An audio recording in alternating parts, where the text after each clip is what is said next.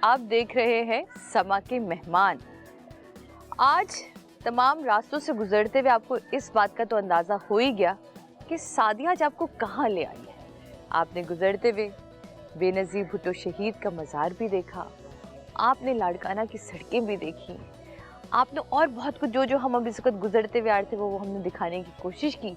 लेकिन अब जिस सहन में मैं मौजूद हूँ, जिस घर में मैं मौजूद हूँ, वो पर्सनालिटी से मिलवाना बहुत इम्पॉर्टेंट है, क्योंकि अगर अब कहीं भुट्टो फैमिली का नाम सही मायनों में रह गया है तो वो है मुमताज़ अली भुट्टो साहब। तो आज हम उनसे मिलेंगे, उनकी कुछ दबंग बातें सुनेंगे, थोड़ा सा गुस्सा भी सहना पड़ेगा, लेकिन थोड़ी सी पुरानी यादों को कुरेदने की कोशिश करेंगे कि जब भुट्टो साहब जिंदा थे उनकी बहुत अच्छी दोस्ती थी और मैंने सुना कि भुट्टो साहब कहते थे ये मेरा सबसे टैलेंटेड कज़न है। तो वो वाली बातें भी हमने करनी है जो अब कहीं भी किसी भी शो में नहीं मिलती, लेकिन समा के मेहमान में समा आपको बताता है वो सब कुछ जो आप लोग जानना चाहते हैं। तो आइए मिलते हैं मुमताज़ साहब से। आ जाइए।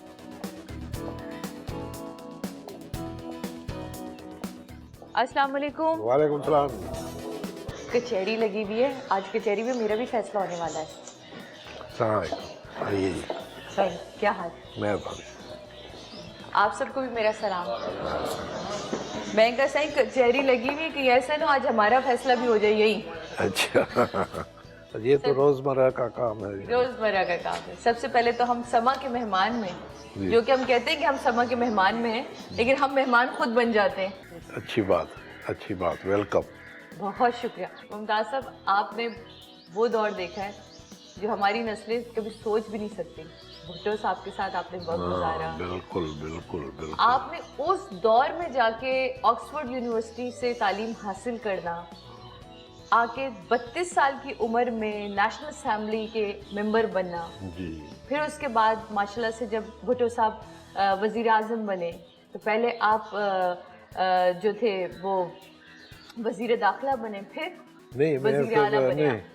वज़ीर दाखिला में नहीं बना था, हालांकि पहले प्लान यही था हाँ जी, कि मैं वज़ीर दाखिला बनूंगा, लेकिन जब वो इक़्तिदार मिला तो उन्होंने मुझे सिंध का मार्शल लॉ एडमिनिस्ट्रेटर और गवर्नर बनाया था। फिर आप वज़ीर आला मार्शल लॉ था ना इन दिन में। सही। फिर 2 महीने के बाद हमने वो इंटरम कॉन्स्टिट्यूशन पास की जी।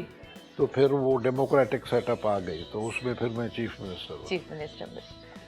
उस वक्त के दौर को, क्योंकि हमने तो अपने ये सब वो बातें जो हमने अपने माँ बाप से सुनी है कि तब कराची कैसा होता था, उसकी रौनकें कैसी थी, उसकी रानाइयाँ कैसी थी, सड़कें कैसी थी, ट्राम्स चला करती थी, सफाई थी, क्योंकि अब हम पुरानी तस्वीरों में ही उन कराची को खोज पाते हैं या सिंध को देख पाते हैं।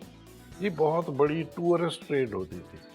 सही। बाहर मुल्कों से, यूरोप से, ऑस्ट्रेलिया से, दूसरे मुल्कों से बड़ी बसें भर के प्लेन्स में टूरिस्ट आते थे, वो गलियों में फिरते रहते थे, बाजार। बिल्कुल यही कहते हैं कि गोरे फॉरेनर्स इस तरह फिरा करते थे जैसे उनका अपना शहर हो। हाँ बिल्कुल, बहुत होते थे, लेकिन अब तो तौबा। अब तो अपना फिरना माहौल है। तौबा। और हर शहर सिंध का ऐसे है। बिल्कुल, हर शहर ऐसे है। मैं तो कभी इधर उधर जाना होता है तो जानबूझ के मैं कहता हूँ कि शहर के बीच में चलो, सिर्फ देखने के लिए कि तौबा। अब उस दिन मैं कंधकोट गया जी, तो वापसी पे मैं शिकारपुर आता है रास्ते में। सही। तो वैसे तो बाहर से बड़े चौड़े रास्ते हैं, हाईवेज है, लेकिन मैंने कहा अंदर चलो। अंदर गए तो उधर तो बाहर निकलने में से हमें 1.5 घंटा लग गया, लेकिन इतनी बदबू, इतने टूटे रास्ते, गंदे नाले, कीचड़, तो मुझे वो दिन याद है जब हम बचपन में यहाँ से जाया करते थे वहाँ कुल्फ़ी खाने, और उन दिनों में कहते थे कि शिकारपुर जो है वो सिंध का पेरिस है। बिल्कुल। और वाकई टूरिस्ट आते थे घूमने। अब पेरिस को क्या हो गया, वो खुद शिकार हो गया। शिकार भाई, ये खा जाते हैं ना जो पैसे हैं। तो खैर ये हमारी जिंदगी के बहुत दुख हैं जनाब, जो चलते रहेंगे। मुमताज़ साहब हमारे साथ मौजूद हैं, ये गुफ्तगू जारी रहेगी, पुरानी यादों को भी हम इसी तरह ताज़ा करते रहेंगे, लेकिन हम चाहेंगे नहीं कि इनकी ये महफिल خاص پہ جو کچہری سجی ہوئی ہے اس کو ہم کہیں بھی ڈسٹرب کریں. یہ میرا بیٹا ہے امیر بخش. ہاں جی. اللہ کا شکر مہربانی. آپ خیریت سے؟ یہ بتائیے کہ ممتاز بھٹو صاحب کے لیے اور آپ سب بھی بیٹھے ہوئے بڑا مشہور ہے کہ لوگ ان سے پیار کم ان سے ڈرتے زیادہ. اب آج ذرا سچ سچ بتا دیں کہ ڈر زیادہ ہوتا ہے یا پیار زیادہ ہے؟ ان سے ڈرتے ہیں لوگ, لیکن وہ ڈرتے ہیں جن کا کوئی گلٹی کام ہوتے ہیں, کوئی کرپٹ ہوتا ہے, کوئی بدماش ہوتا ہے اس علاقے کے یا کہیں کے بھی, پورے سندھ میں, بلکہ ہم تو کہیں کہیں بھی. ان کے لیے یہ بھی مشہور ہے کہ یہ دوستوں کے بہترین دوست ہیں اور دشمنوں کے بدترین دشمن ہیں. میں تو یہی کہوں گا, یہ آپ سارے لوگ ہمارے ساتھی بیٹھے ہیں, یہ اسی علاقے کے ہیں ہم لوگ. میں رتو ڈیرو سے تعلق رکھتا ہوں. یہاں آتے ہیں, عزت پاتے ہیں, کام کاج مسائل ہوتے ہیں تو فری آف کاسٹ, کیونکہ آج کل جہاں بھی آپ جائیں وہاں کاسٹ لگتی ہے. یہ در ہے, یہاں کاسٹ نہیں ہوتی, یہاں عزت ملتی ہے, کام ہوتا ہے. کبھی نہ بھی ہو تو ایفرٹ لیے جاتے ہیں, اس کے لیے ہوتے جاتے ہیں. ایز فادر آپ ممتاز صاحب کو کہاں کیٹیگرائز کرتے ہیں کہ کافی روبدار والے والد صاحب تھے بچپن سے لے کر اب تک اسٹل, کہ آپ ان کی آنکھوں کے اشارے سے بچے کو یہ والے, یا پیار سے کبھی کبھی چیزوں کو سنبھال کے چلے جاتے تھے؟ میں تو اپنے آپ کو بہت خوش قسمت سمجھتا ہوں کہ ایسے والد نصیب ہوئے ہیں. بالکل. لیکن جب پیار بہت زیادہ ہو جاتا ہے تو آدمی